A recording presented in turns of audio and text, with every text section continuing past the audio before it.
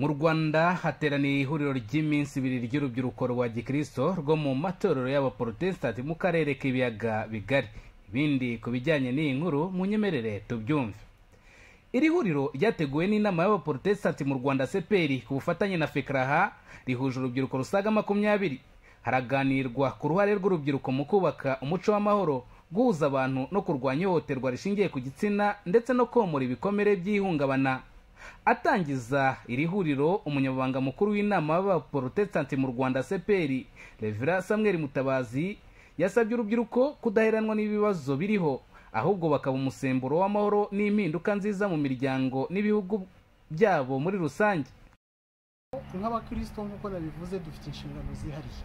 Ni misiyo yacu nk'abakristo kuba abanyamahoro, icyo ni icyambere, ariko no gufasha abandi kuba nabo abanyamahoro. Amahoro mu mitima yacu, amahoro muri sosiyete, muri community aho dutuye. Icyo twifuza rero nuko bagira intambwe batera, mbere ya byose bagahinduka, bakumva ko Imana yaturemye ari Imana y'inyamahoro, ubwayo muri nature, muri kamere y'Imana ni Imana y'inyamahoro. Irangije duha Yesu Kristo wemeye kuza kutwunga n'Imana ubwayo, ariko akatwunga natwe ubwacu ndetse akatwunga na bagenzi bacu. Ni igikorwa rero gikomeye. Ubukristo rero ntaho butaniye no kuba ingoma y'amahoro. Urubyiruko rero twabasabye gutera intambwe, bakagira ibikorwa batangiza bigamije kubaka amahoro muri sosiyete, muri community.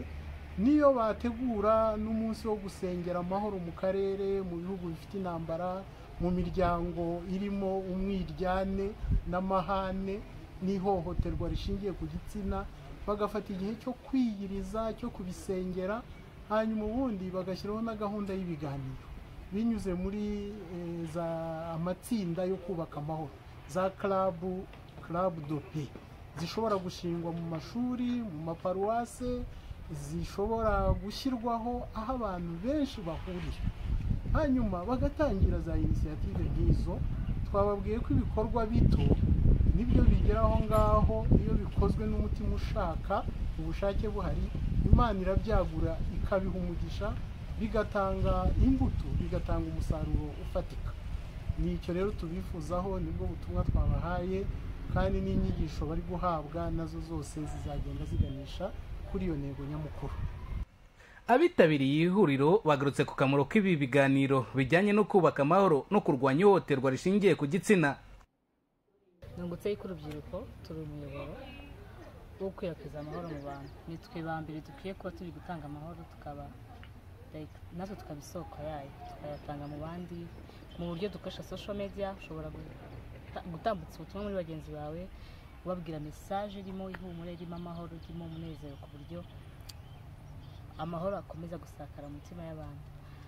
Ikindi twize kurwanya ihohoterwa rishingiye ku gitsina, aho bagiye badufasha kuba twasanga abantu cyangwa se uwo tubonye muri sosiyete wagize ikibazo cya trauma cyangwa se depression, ushobora kumufasha mu buryo kuba wamushyikiriza ababishinzwe bakamufasha, cyangwa se nawe waba ufite uruhare wamufasha kumuhumuriza, kumwibutsa ko afite ubuzima, n'ayo magambo mazima ukayamubwira. La paix, c'est une affaire de tous. C'est une affaire de tous, c'est pas qu'une affaire. Amahoro ni inshingano za buri wese, ntabwo bireba umuntu umwe cyangwa umuryango umwe, ahubwo n'ubufatanye bwa buri wese mu gushaka ibisubizo by'ibibazo bihari. Mu gusoza iri huriro kuri wa gatanu biteganyijwe ko basura urwibutso rwa Jenoside yakorewe Abatutsi mu 1994 ruri ku Gisozi. Boniface Sibomuremyi, i Kigali.